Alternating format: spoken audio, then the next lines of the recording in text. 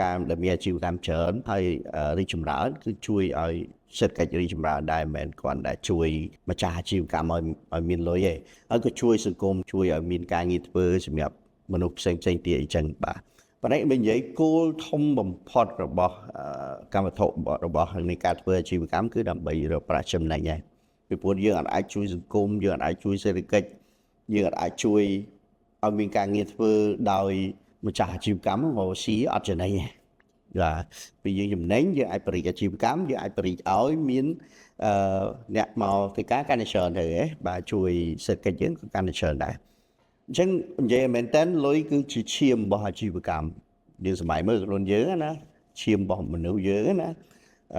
ហើយសម្រាប់រូបអាជីវកម្មទាំងមូលវាគ្រាន់តែដូចតួខ្លួនរបស់យើងអញ្ចឹងមានដៃមានក្បាលមានអីអញ្ចឹងដៃក្បាលយើងគិតថាវាសំខាន់ណាស់ណាវាធ្វើឲ្យយើងមើលឃើញធ្វើឲ្យយើងអាចធ្វើការងារអីបានប៉ុន្តែឧទាហរណ៍ថាបើយើងអត់មានឈាមអាហ្នឹងមិនទៅមនុស្សយើងមិនទៅបើអត់ឈាមអញ្ចឹងគាត់មិនពិបាកទេអត់មានឈាមងាប់បាត់ចេះrồiបាទបើអត់មានឈាមយើងនឹងមិនអាច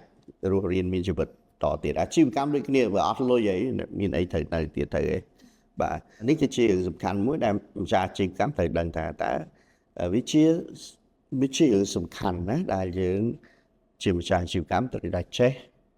គ្រប់គ្រងចំណូលចំណាយរបស់យើងតាមរយៈការកត់ត្រាចំណូលចំណាយហ្នឹងបាទចាអរគុណមែនទែន